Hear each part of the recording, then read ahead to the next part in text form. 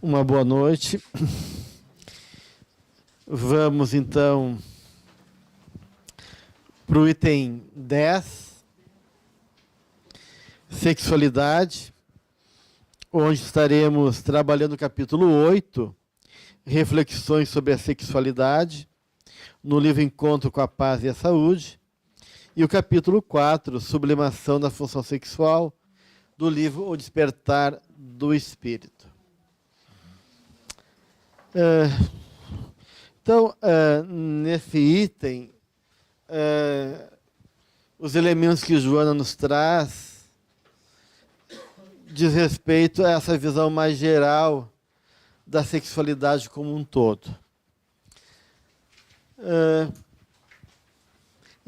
Como todos os impulsos, eles são movidos por uma direção, né? O instinto, ele tem, na sua manifestação, um apelo físico, porque ele rege esse campo que envolve a preservação, a sobrevivência, a manutenção da espécie.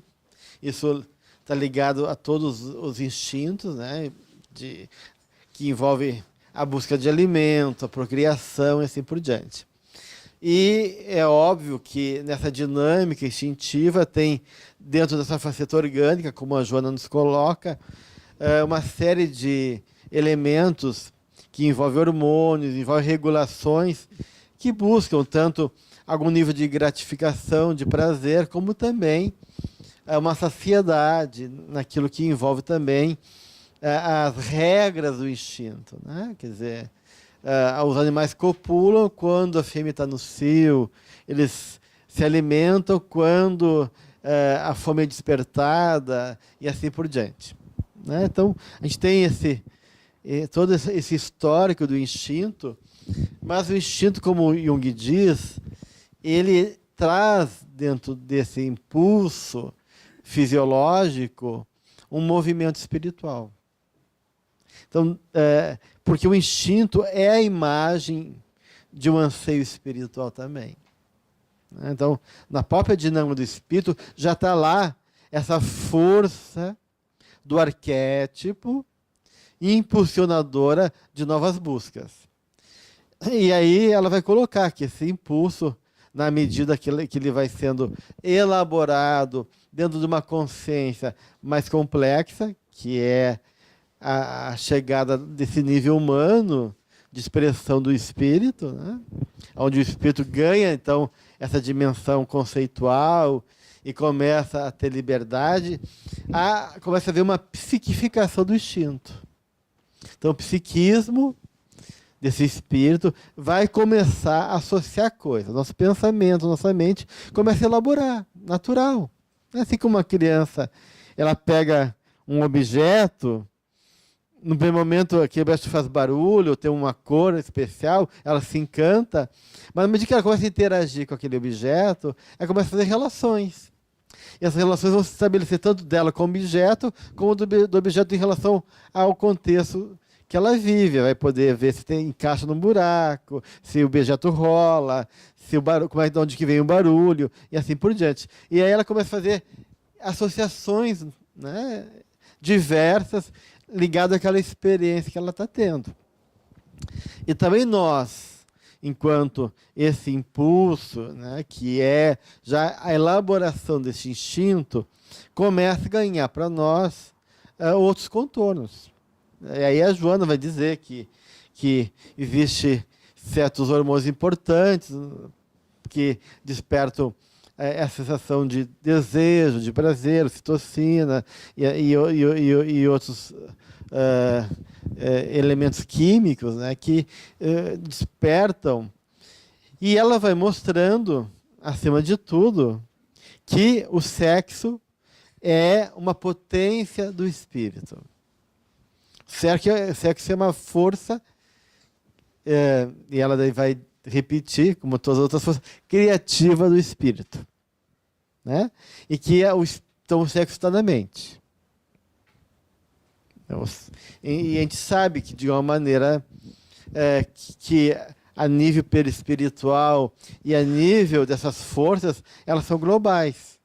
Quando a gente reencarna, elas acabam tendo funções e especificações ligadas a certos órgãos, né? E conforme as percepções ligadas a cada forma de estabelecer relações de conhecimento, seja pelo tato, seja pelo olfato, seja pela visão e assim por diante, né?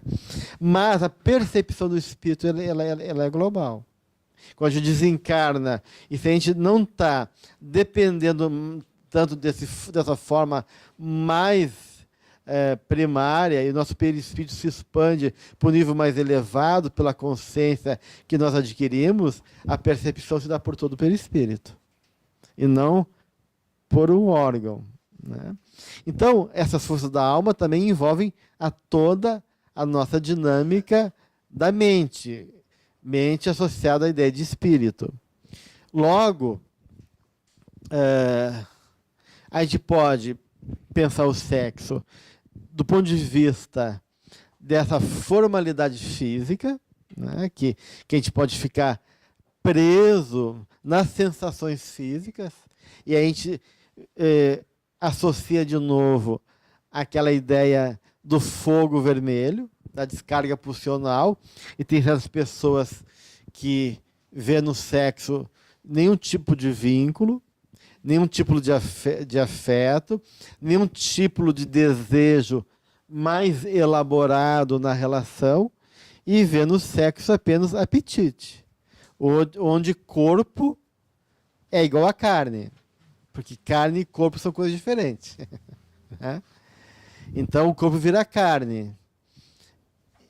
Então a pessoa tem desejo pela carne, né? Ou seja, né, pelo físico do outro. Não importa se a pessoa fala bonito, fala feio, se é desdentado, se não é. Às vezes importa, né?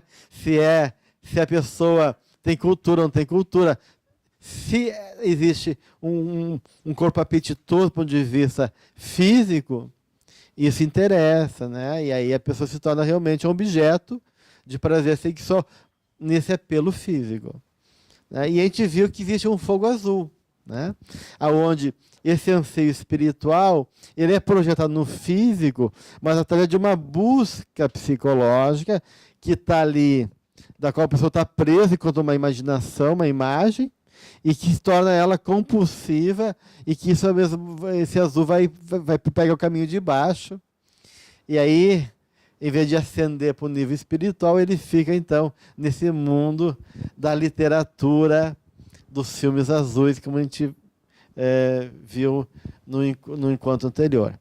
Então, por quê? Porque esse sexo realmente é mental, né?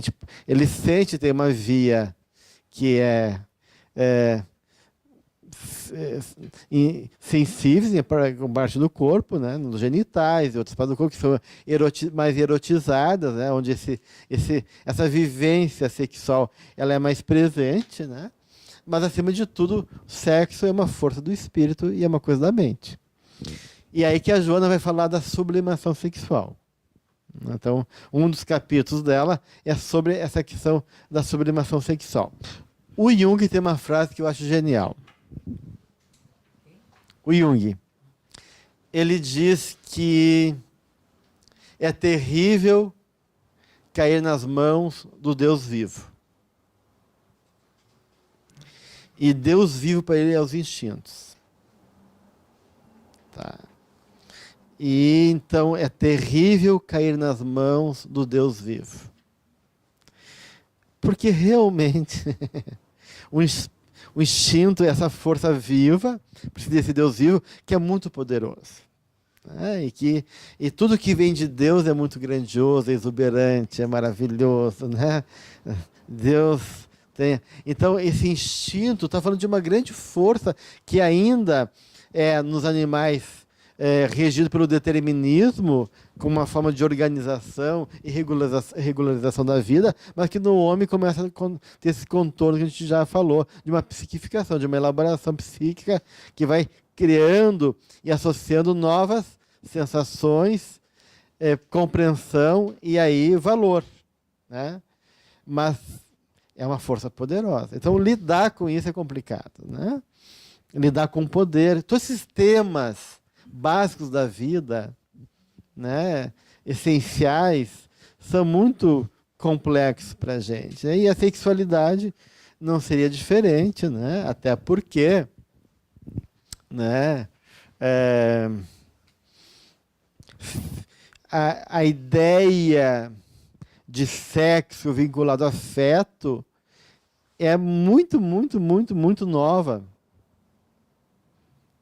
na nossa realidade cultural, né? E tão nova que muita gente ainda não sabe o que é isso, né? E se a gente vê, tem uma série de organização social, né? Até há pouco tempo as relações conjugais estavam dissociadas completamente do vínculo sexual, né?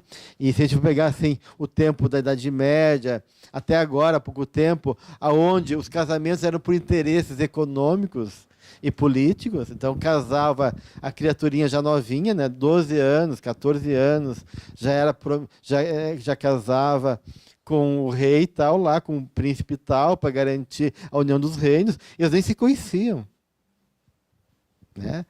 E aí como é que fica, né? Eu vou me relacionar com uma pessoa que eu nunca ouvi falar, nem sei como é que é, né? E aí é óbvio que a rainha e os reis acabavam tendo outros parceiros sexuais, né? Tanto é que eles moravam em vários lugares diferentes, e às vezes ficavam muito tempo sem se ver, né? Então, a ideia de amor romântico e a ideia de vínculos e a sexualidade associada a esse vínculo, isso é uma coisa bastante nova na nossa cultura. E, de outro lado, a gente tem o sexo, que tem, assim, toda um movimento que está associado também a outras coisas, até com poder, né? E com luxúria, não só com o prazer sexual em si, mas tem pessoas que tendem a usar o sexo como uma forma de sedução para os outros interesses. Então, de uma maneira, o sexo acaba realmente ocupando daí um espaço importante no comportamento humano. E, por um lado, isso foi muito indiscriminado na Grécia, né, em Roma. Isso era muito comum, né, das pessoas terem parcerias sexuais sem uma questão de conjugalidade também, né? Tanto é que, mas quando o médico, né, ele se comprometia, ele tinha que fazer o juramento. E que lá na tradição antiga, na original, dos juramentos, ele diz: eu juro que quando eu fui na casa dos meus pacientes, eu não vou fazer sexo nem com as mulheres, nem com os homens, né? Então, você tem que jurar isso, né, gente? Né? É sinal que isso era muito comum, para você ir visitar alguém e esse apelo está ali presente. Então, tinha esse juramento que o médico não ia se usar e deixar seduzir, e nem seduzir mulheres ou homens, né, e poder colocar o interesse de curar acima disso. Então, a gente vê que isso era uma questão, né, presente na cultura da época, né? E aí daí chega um momento com a religião judaica cristã que isso é mudado, né? Daí a Joana começa a partir daí, né? Ela começa a falar desse espinho, né? Essa ideia da repressão sexual que se tornou pecaminosa e imunda e associado daí realmente ao demônio, associado ao pecado, associado a uma ideia de mal. O sexo virou uma coisa maligna, né? Talvez foi uma defesa que a sociedade tem, né, para poder realmente conter esse impulso, já que a gente não sabia lidar com ele. Então, através do medo, através de um comportamento não racional, né, de um discurso religioso, se impõe a uma coisa que tem força suficiente para me limitar. Porque se não tiver uma coisa muito forte, como um demônio, um pecado, que eu sou ameaçado a ser jogado no inferno ad eterno, talvez eu não conseguiria lidar com essa fantasia. Talvez foi preciso essa fantasia religiosa, né, para começar a haver uma forma de relacionamento diferenciado com o sexo, mas que acabou também sendo perniciosa. Porque se isso reprimiu, conteve de uma certa maneira, de outra maneira isso gerou conflitos na sociedade, gerou também dissociações importantes na vida das pessoas, né? E até pouco tempo atrás, né, na nossa sociedade machista, a gente viu sobre o machismo semana passada, o homem casava com a Virgem Maria e tinha relações com né, fora de casa, porque não aceitava que a mulher dele, santa, imaculada, virgem, pudesse ter desejo e manifestações de prazer, porque ele achava isso uma coisa grosseira, né? Então a mulher tinha que ser recatada, e aí os apelos sexuais eram vividos fora do casamento, porque eles dissociavam uma coisa da outra, né? Então isso aí, e talvez alguma cultura ainda do interior, né? Num discurso meio bagual de antigamente, a gente vê talvez isso ainda, né? Mas eu espero que já não tenha esteja tão presente assim.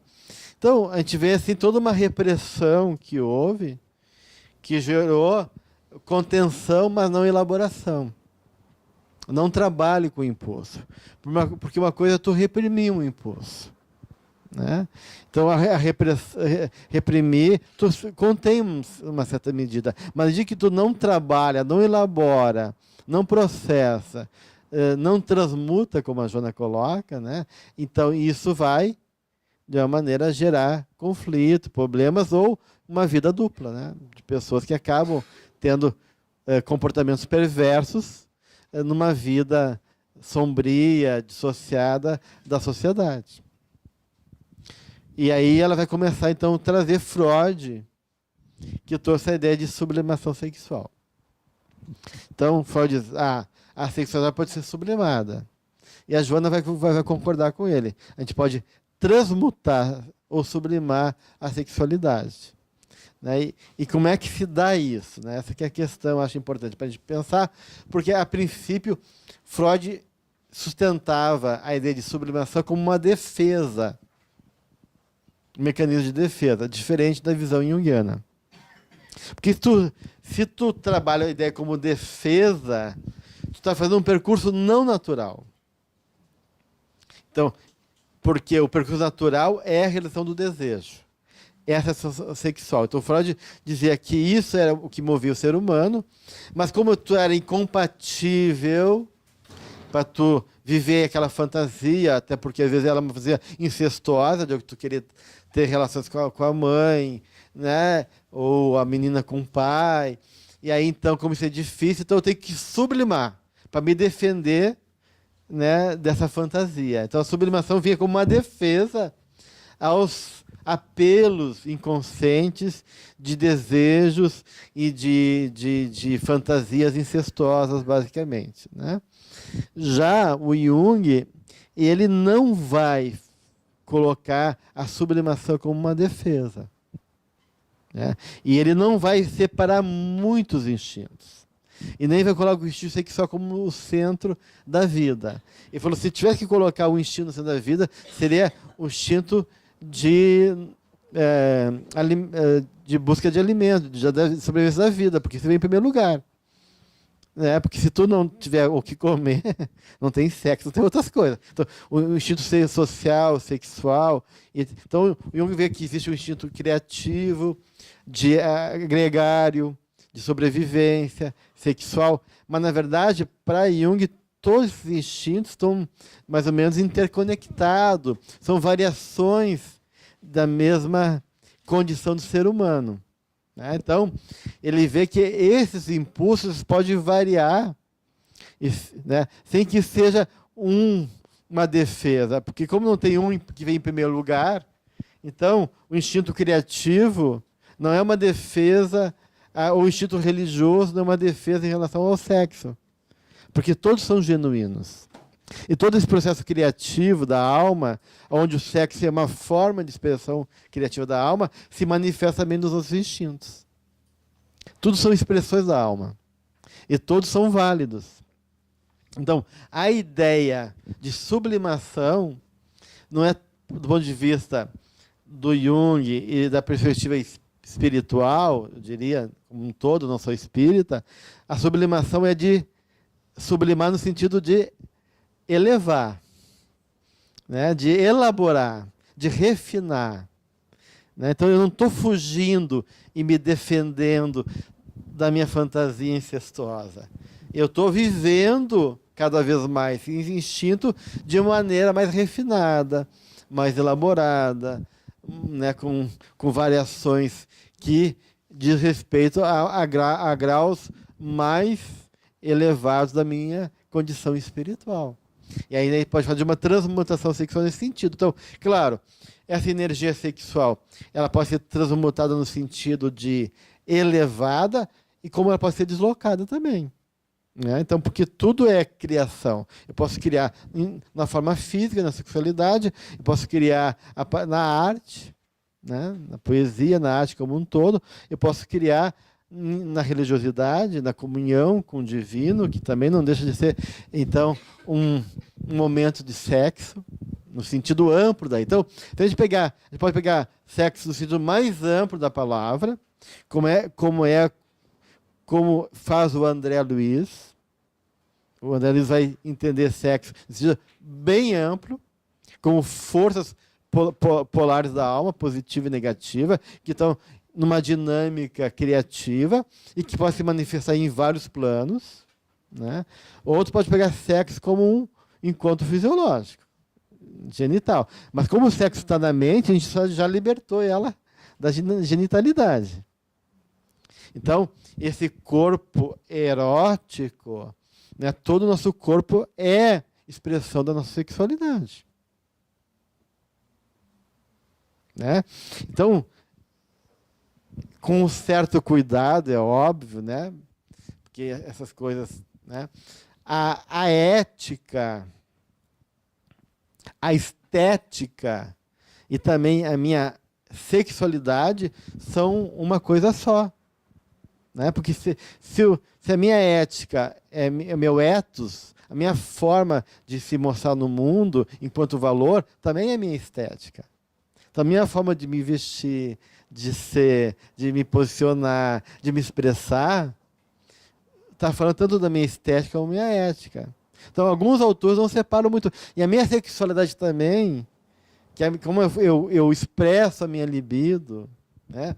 O meu prazer, né? A minha forma de conexão com a vida, com as pessoas, isso vou falar da minha sexualidade, como é que eu troco energia e essa libido com as pessoas, também está falando de uma estética, de uma expressão genuína e de um ethos, de uma ética. Né? Então, a gente pode pensar nessa sexualidade de maneira mais ampla, a ponto de que no livro de São Francisco, né, há um relato onde São Francisco abraça o Frei Leão. Eles tinham uma relação espiritual muito forte, então era um encontro de alma, existia um amor muito grande entre eles, né, que vinha lá de outras eras, de São João, né, o apóstolo João, né, na ilha de Patmos, ele era o discípulo, né, Pátios, que escreveu as visões de João. O Frei Leão foi esse discípulo, né?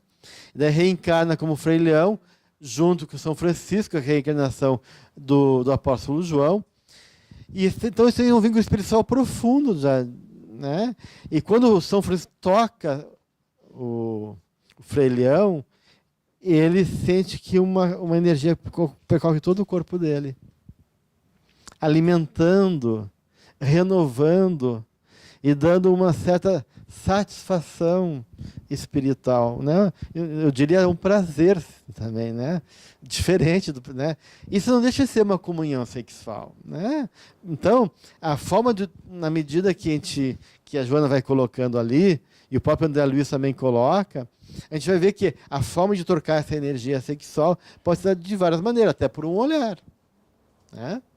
E claro, e essa troca pode ser num nível bastante refinado, elaborado, como é do São Francisco com o Frei Leão, né? Ele toca aquele amor de São Francisco, inunda o Frei Leão, e aquilo tem uma cara de renovar células, né? Vitalizar o Frei Leão, mas não deixa de ser de uma comunhão sexual no sentido amplo da palavra, né?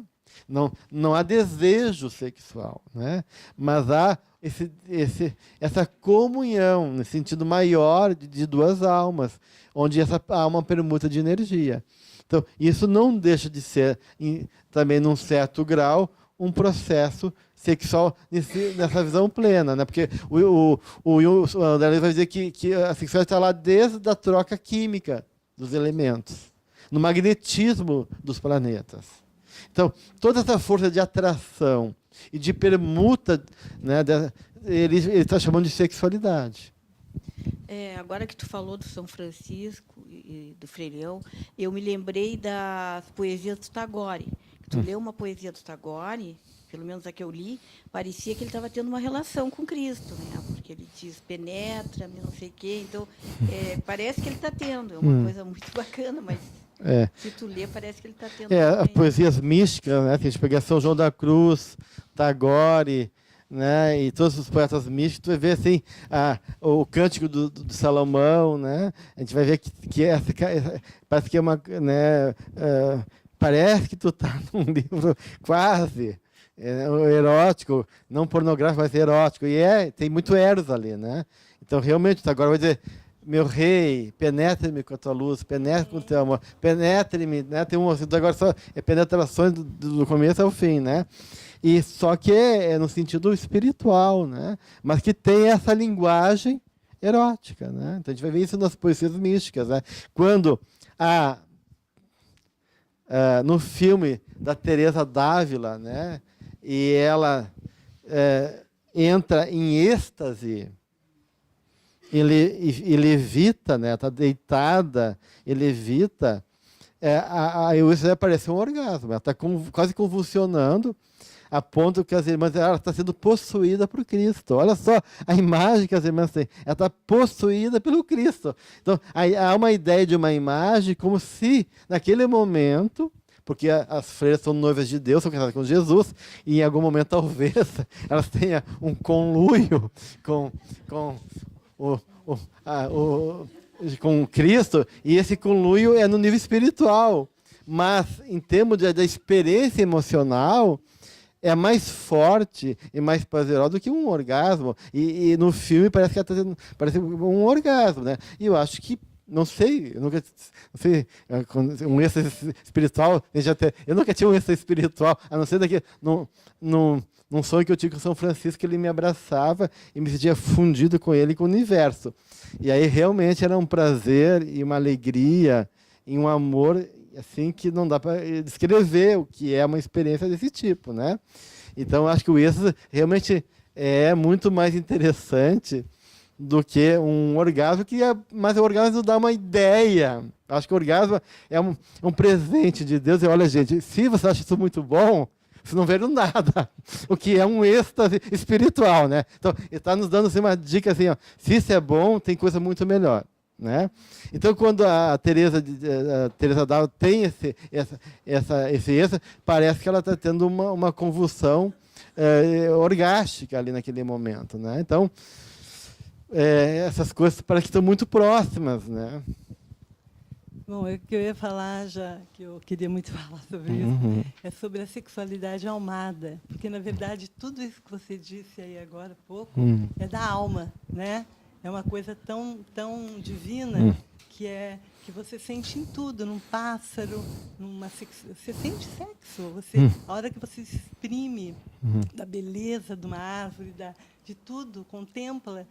Eu acredito que tudo isso é sexo. Né? Sim, no sentido de uma conexão, de uma comunhão, exato, de uma entrega, de uma fusão. Isso, entra num êxtase, como eu disse, que a Baixa é maravilhosa, né? Em êxtase.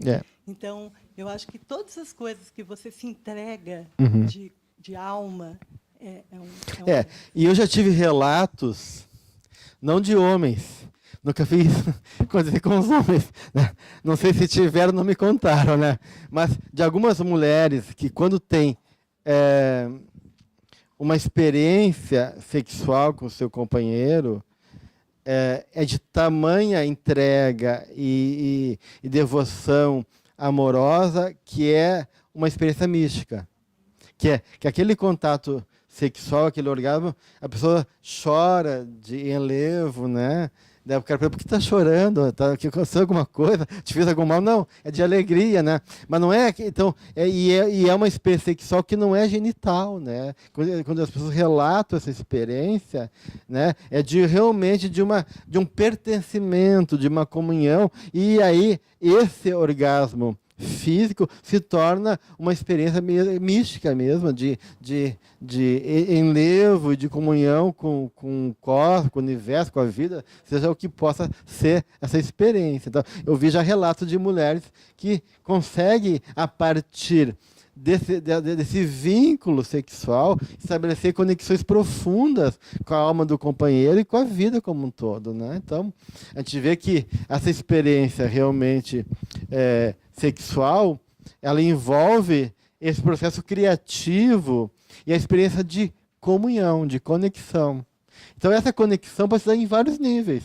Então, quando está tendo uma experiência da arte, criando, né, e expressando e sendo veículo de forças intuitivas, isso também é uma forma de comunhão e que dá muito prazer e que, de uma maneira, de certa forma, não deixa de ter uma certa relação com essa questão sexual, porque nessa dimensão que a gente está vendo, o sexo envolve muito mais do que propriamente essa dimensão física, né? Não, estava lendo ali sobre a sublimação sexual, né? Que ela fala que a Joana de Anjos fala que é uma transmutação tal de energias, como tu falou, né? E uma coisa interessante ali que a tendência, pelo que deu a entender, da sublimação também é unir as duas polaridades também, a masculina e feminina, né? Elas tendem a se unirem no self ali, sabe? Que a gente tem duas polaridades, mas à medida que a gente vai sublimando, ela fala isso na página 87 desse livro, Despertar do Espírito. E depois ela fala, essa integração das duas polaridades não impede que se possa manter um exercício saudável da função sexual, ao mesmo tempo que a sua canalização mística interior, sem atropelos ou tormentos que levariam a liberar-se de sua exclusiva finalidade orgânica, ampliando-se deste modo de uma forma expressiva na sua capacidade criativa. Então, achei interessante que o caminho de sublimação também é um caminho meio até parecido com a individuação, assim, de integrar partes. Fala que a sublimação, de uma maneira, é uma forma de começar uma identificação com a divindade, né? Então, essa comunhão é um anseio desse retorno àquela memória original que a gente veio de Deus, né? Então, a gente anseia por Deus, a gente tem fome de Deus. De uma maneira, na medida que a gente vai sublimando essa sexualidade mais primária, mais fisiológica, e começa a encontrar caminhos de conexões que não sejam apenas as físicas, tu vai realmente contando outros canais, porque ela inicia o capítulo justamente colocando exatamente isso. O prazer, né, que está ligado à experiência sexual, portanto, isso é associado a toda e qualquer conduta humana. Então, não está restringindo apenas ao nível genital, ao nível físico, né? Apresentando-se sob variada conceituação ou forma com que seja identificado, né? Então, esse prazer e a experiência também de comunhão, que é a experiência que e por isso que a sexualidade e a religiosidade são muito próximas, né? Porque todo arquétipo, quando Jung fala sobre o arquétipo, ele vai falar que o arquétipo tem duas polaridades.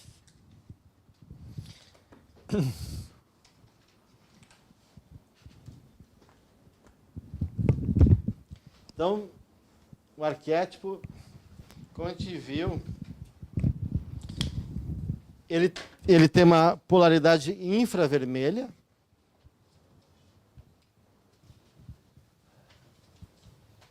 que é essa polaridade física ou instintiva. Tá?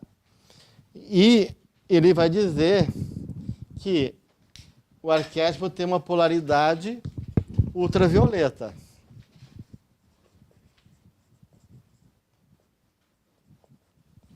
Ou psíquica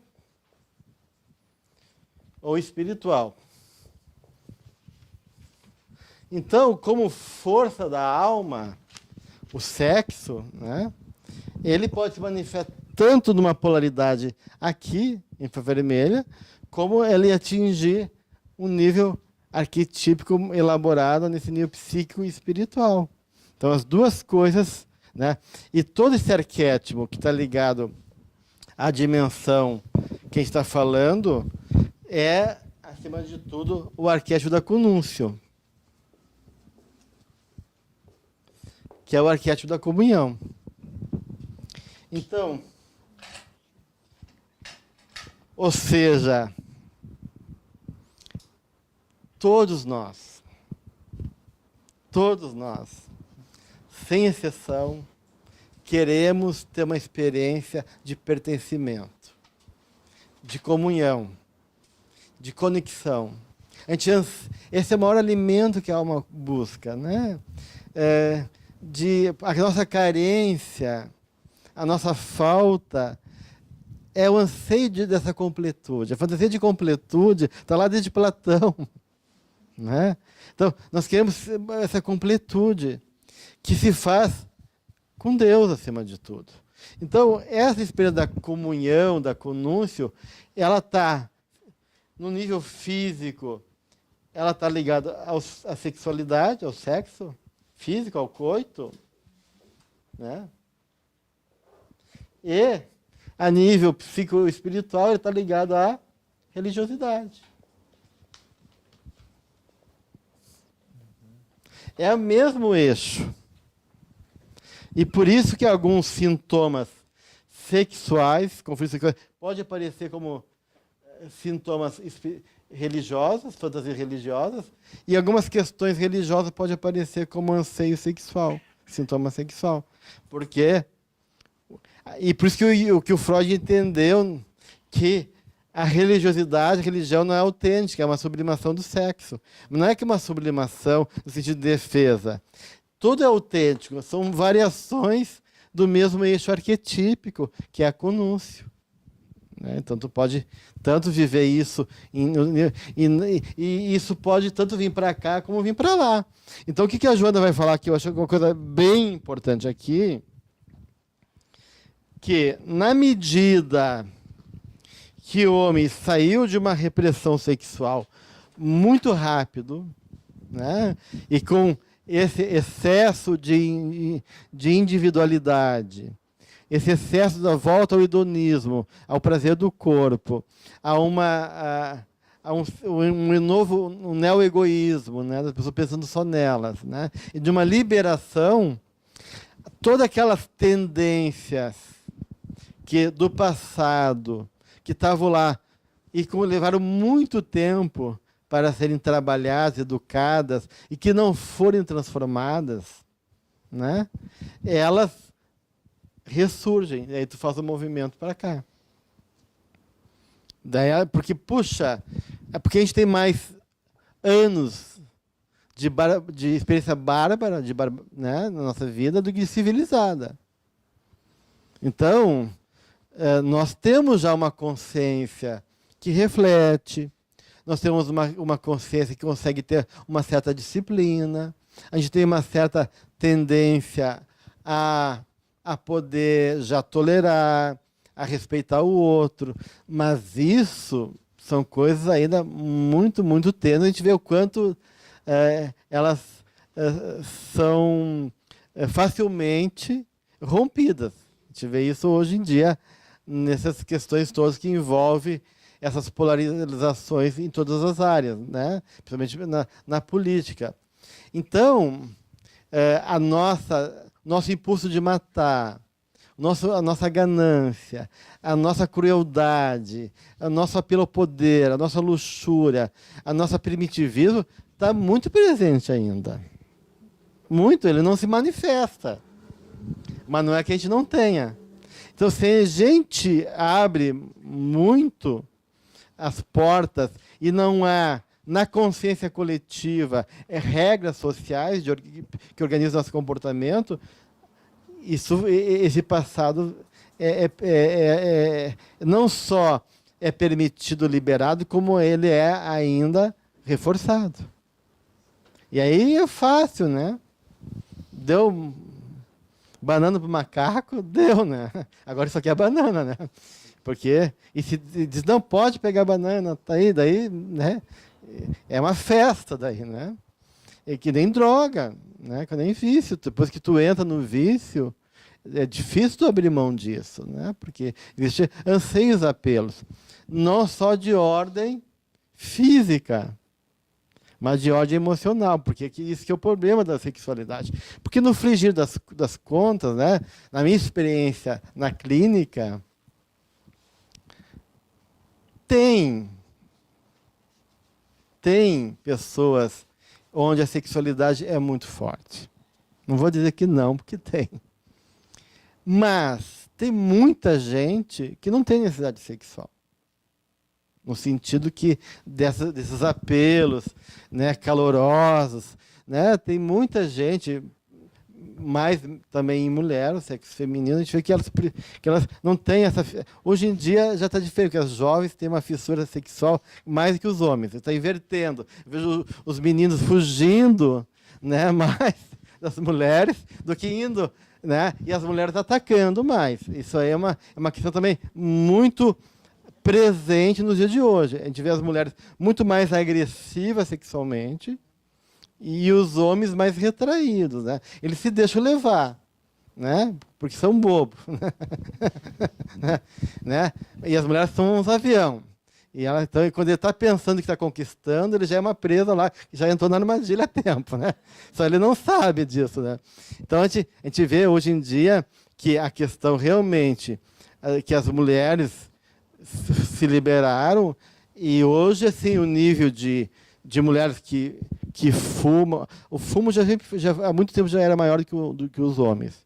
Agora o nível de mulher que bebe e que toma iniciativa sexual, eu acho que já se ultrapassa o universo masculino, gente, porque é muito grande isso. Então, claro, está havendo uma inversão aí de comportamento, né?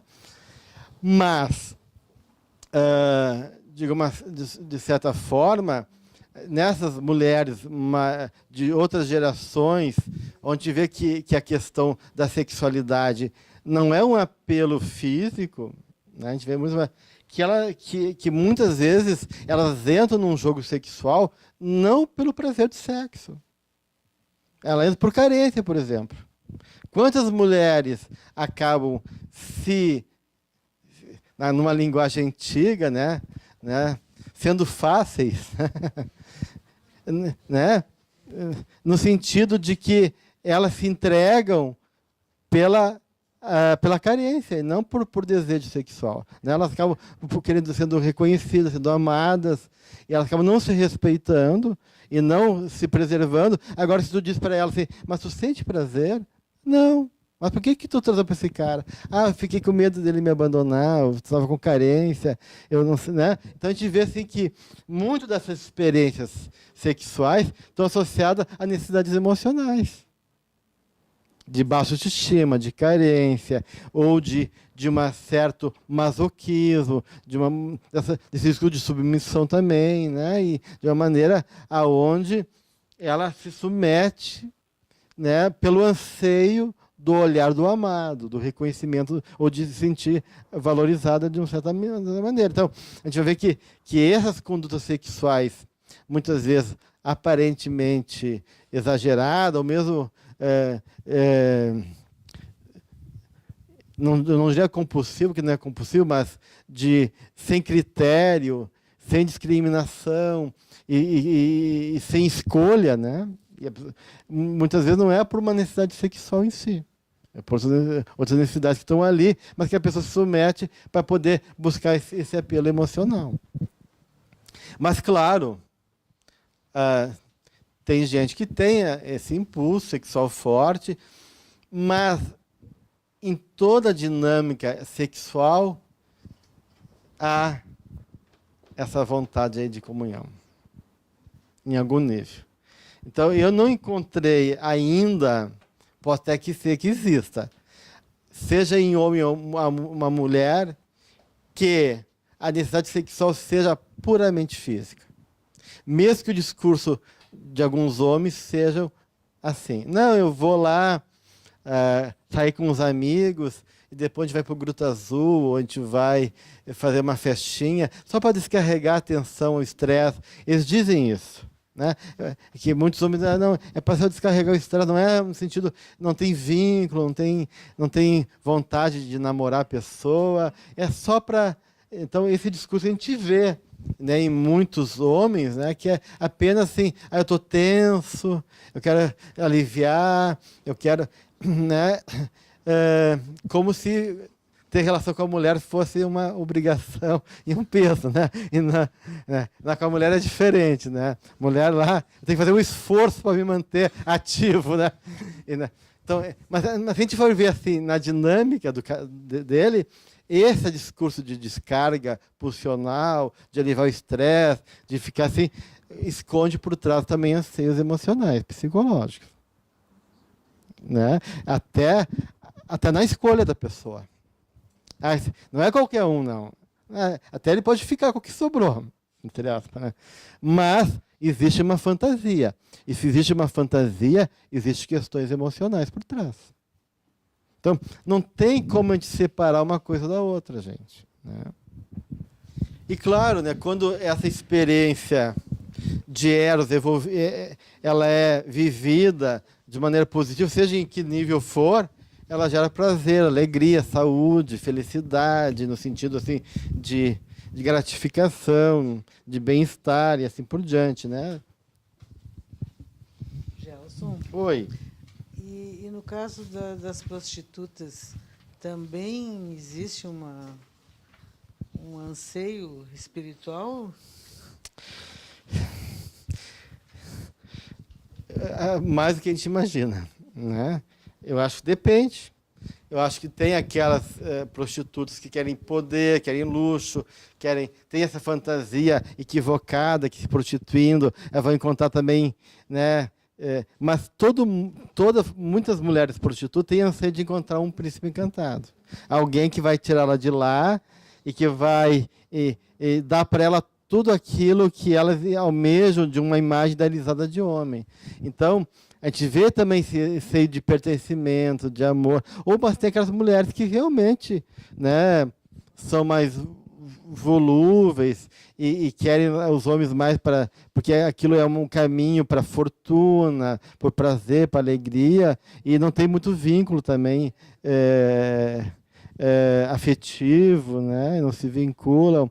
Mas muitos têm sonhos, né? Sonhos dourados, né? E a gente vê isso de que muitos homens têm também essa fantasia salvadora, né? Que eu vou tirar a mulher lá da prostituição, né? Ou se identificam pela ânima dele, com aquela dor, e muitas vezes ele até aceita que a mulher continue se prostituindo, né?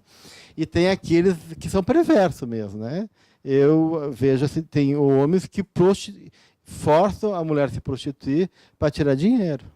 Daí é um uso, né? Daí já é uma perversão. Elas usam a sua esposa, né, sem nenhum tipo de constrangimento em relação ao sentimento, aos valores afetivos, para que ela possa dar uma retribuição financeira. O que interessa é isso, né? É o que os cafetões fazem também, né? Eles vêm com um discurso de proteção, mas na verdade eles estão explorando. Mas sim, eu acho que em algumas mulheres há um anseio maior ali que move, né? Mesmo que seja inconsciente, mesmo que elas não tenham consciência disso. Alguns homens buscam as mulheres também como objeto sexual, não para satisfazer a ele enquanto relação, mas para um jogo de poder em relação aos outros homens. Então aqui a gente chama da mulher troféu. Então eu não desejo a mulher, eu desejo o olhar dos outros homens, eu desejo os outros homens, porque tem duas formas de tu chegar a ser rei, né? Ou tu é filho do rei, ou tu casa com a filha do rei, né? Então eu não quero a princesa, eu quero o rei. Mas eu vou chegar ao rei se eu tiver a princesa. Então alguns homens querem, na verdade, desejam os outros homens, no sentido de admiração, de poder, de reconhecimento, e a mulher troféu, né? Quanto mais interessante, quanto mais ela seduz e provoca outros homens, mais eu me sinto empoderado, mais eu me sinto reconhecido como um macho alfa, como o cara que ganhou aquela mulher que os outros todos queriam ter e eles não têm, e babam os seus trouxas porque ela é minha, né? Aquela coisa assim, e na verdade o cara que é trouxa, né? Porque na verdade ele acha, né?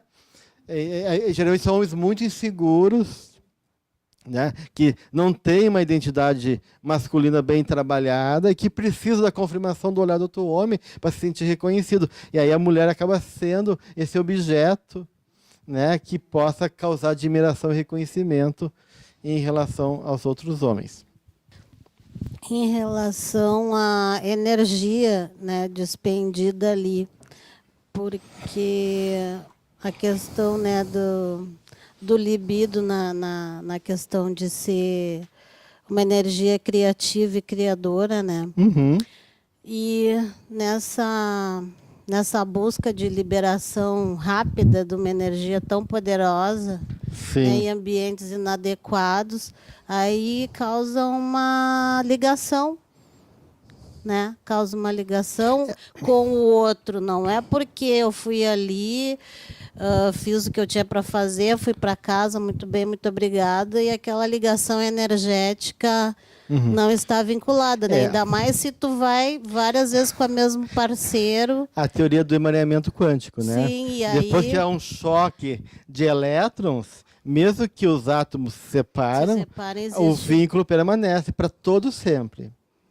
Né? Então, se na física é assim, né, gente? Há um emaranhamento quântico, daí é uma ressonância. O que acontece com aquele elétron, né, vai se refletir nos elétrons que estão emaranhados, né, no quântico. Então, existe um emaranhamento psíquico também, sexual. Mesmo que eu me envolvo e me vinculo a alguém, eu crio um emaranhamento quântico. Então, a minha mente já vem com aquela pessoa.